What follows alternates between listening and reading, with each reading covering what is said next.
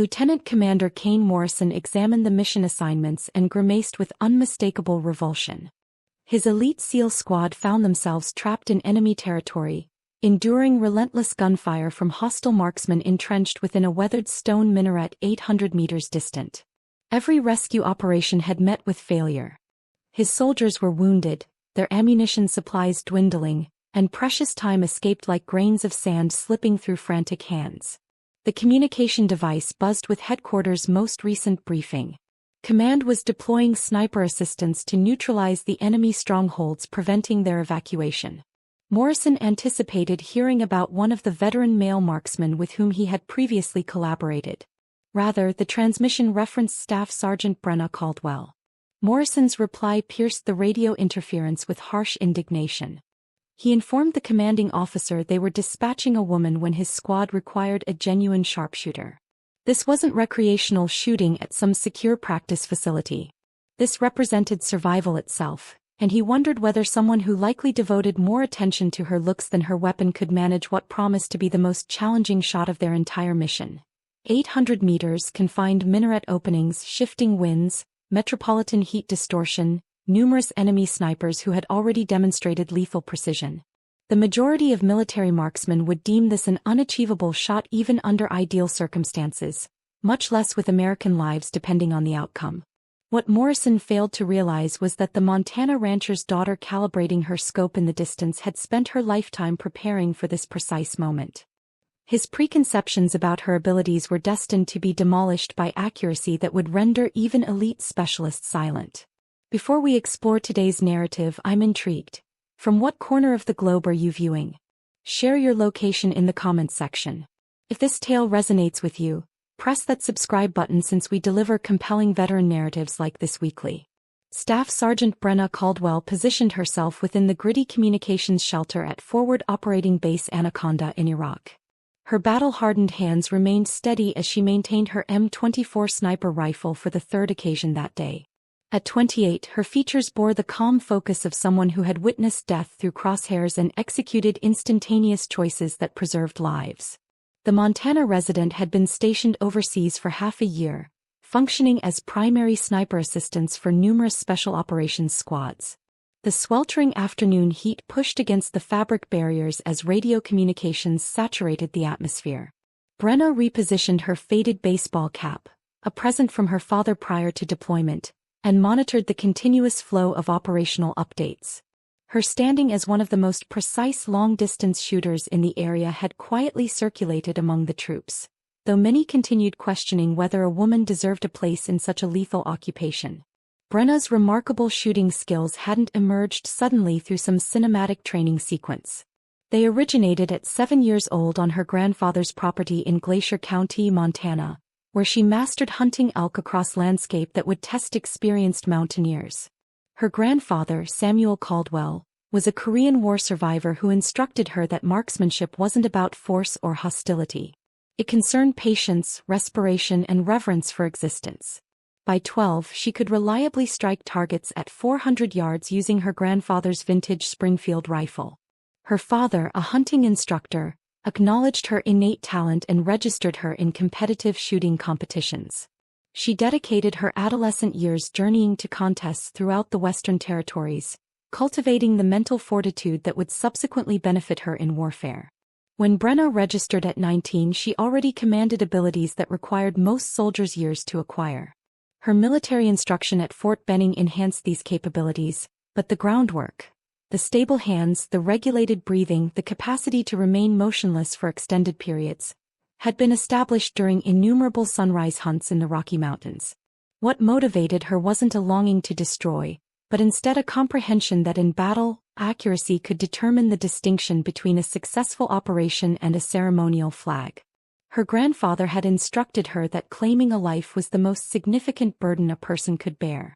If she was destined to carry that load, she would shoulder it with unparalleled expertise. The disregard began modestly, as it invariably did. During briefings, certain officers would glance beyond her when discussing sniper assistance, instinctively focusing on the male soldiers present.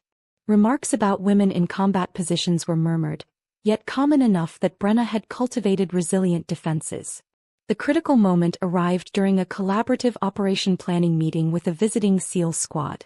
Lieutenant Commander Kane Morrison, a distinguished officer with 15 years of special operations background, was examining sniper assignments when he observed Brenna's name on the list. Morrison gazed directly at Major Rodriguez, the base leader, and spoke as though Brenna wasn't seated 3 feet distant.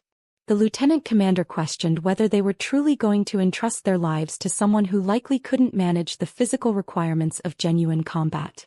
He mentioned that his squad had requested their customary sniper assistance, not what he termed a diversity initiative. The chamber grew quiet. Brenna experienced the familiar sting of shame rising in her chest, yet she maintained her composed expression. She had discovered early in her military service that emotional responses only validated the prejudices people already possessed. Major Rodriguez, clearly uncomfortable, clarified that Staff Sergeant Caldwell maintained the highest precision record of any sniper in the region and had successfully executed 12 high-priority target missions without complications. Morrison's response penetrated deeper than any previous insult. He proposed that target practice and genuine combat were completely different challenges, and perhaps they should consider deploying someone with real experience when American lives were at stake. Several other SEAL team members acknowledged their agreement. These weren't typical soldiers doubting her capabilities. These were elite operators whose survival depended on perfect support. Their skepticism carried significance that wounded more than casual military gossip. Brenna remained silent, but she memorized every face in that room, every gesture of agreement, every doubtful expression. She had invested years establishing herself, yet apparently she would need to repeat the process. That evening, Brenna sat isolated in her quarters, dismantling her rifle with mechanical precision, while her thoughts replayed every statement from the briefing. The familiar weight of the weapon components in her palms offered solace.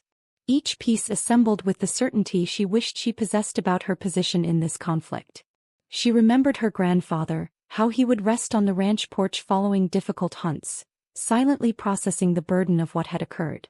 He once explained that the most challenging aspect of being a sniper wasn't the shooting. It was bearing the skepticism of everyone surrounding you while maintaining complete confidence in your abilities. The frustration wasn't novel, yet it never became easier. Each dismissal felt like moving backward, negating months of demonstrated competence. Brenna had eliminated insurgent snipers who were terrorizing coalition patrols. She had supplied surveillance for dangerous reconnaissance operations. Her observation had preserved countless lives by identifying explosive device placements before convoys encountered them. Nevertheless, none of that appeared to matter when confronted with fresh doubt from new individuals who only perceived her gender before her achievements. She reconstructed her rifle and traced her fingers along the worn leather grip, touching a small piece of tape near the stock, where she maintained a folded paper with 12 tally marks, one for each confirmed elimination. Each mark represented a moment when her skill had protected American soldiers. Tonight, she questioned if anyone would ever see beyond her appearance long enough to recognize what those marks truly signified. 2 days afterward, the radio burst to life with an emergency that would challenge everyone's assumptions. SEAL Team 7 Morrison's unit had been executing a high-priority target assault in a compound near Ramadi when everything collapsed. Intelligence had underestimated the enemy numbers, and the squad found themselves trapped in a structure surrounded by insurgent combatants. The initial evacuation attempt failed when the helicopter sustained heavy ground fire and was compelled to retreat. Morrison's voice transmitted through the radio, tense with controlled alarm, reporting that they had multiple casualties and were depleting their ammunition. Enemy snipers in a minaret 800 meters away maintained clear firing lanes to any rescue effort. Base command mobilized every available resource, but the terrain created an impossible scenario. The enemy snipers were stationed in a centuries-old stone minaret with narrow openings elevated above the surrounding structures. Traditional air support couldn't engage without risking enormous civilian casualties in the densely populated urban zone. Multiple attempts were executed to position friendly snipers with clear shots, but the angle and distance rendered it nearly impossible. At 800 meters through narrow minaret windows with crosswinds and the pressure of knowing American lives depended on success, it was the type of shot that most snipers would consider beyond the boundaries of dependable accuracy. As hours elapsed, Morrison's situation reports became increasingly frantic. 3 SEALs were injured, including one severely. They couldn't maintain their position much longer, and every evacuation route remained blocked by the enemy snipers, who appeared to have unlimited ammunition and perfect positioning. Time was expiring and conventional solutions weren't functioning. Major Rodriguez approached Brenna with reluctant desperation in his gaze. Every other alternative had been depleted and Morrison's squad was running out of time. The Major inquired if she believed she could execute the shot that others had considered impossible. Brenna examined the tactical chart, calculating wind conditions, elevation differences, and target visibility. The distance wasn't the primary obstacle. She had successfully engaged targets at comparable ranges during training. The genuine difficulty was the precision required to direct a bullet through narrow minaret openings while accounting for urban wind currents and the psychological pressure of knowing that missing meant American fatalities. She proceeded to a rooftop location that offered the clearest sight line to the minaret. Establishing her M24, Brenna initiated her systematic preparation routine learned years earlier in Montana mountains. She verified wind direction using dust formations, noted the slight vibration and distant heat shimmer, and calculated the exact holdover necessary for the 800-meter shot. Through her scope she could observe the enemy sniper's muzzle flash from the minaret window. He was firing systematically, keeping the SEAL squad pinned while his spotters reported movement below. Brenna regulated her breathing, settling into the patient stillness her grandfather had taught her decades before. The first shot struck the stone window frame inches from the target. The enemy sniper recoiled, momentarily disrupted. Brenna made a microscopic adjustment and fired again. This time the muzzle flashes from the minaret stopped immediately. One by one, she eliminated the remaining enemy positions with shots that seemed impossible to witnesses. Each bullet found its target with surgical precision, clearing the path for successful SEAL extraction. The helicopter transporting SEAL Team 7 landed at FOB Anaconda 3 hours later. Morrison, his uniform damaged and blood-stained, walked directly to where Brenna was cleaning her rifle. The arrogant dismissiveness from their first encounter had been entirely replaced by something resembling wonder. Morrison stood quietly for several moments before speaking. He told her that he had been mistaken. Completely, unforgivably mistaken. Her shooting had preserved the lives of his entire squad, including the critically wounded operator who was already being transported to Germany for advanced medical treatment. News of Brenna's precision shots circulated rapidly through special operations networks.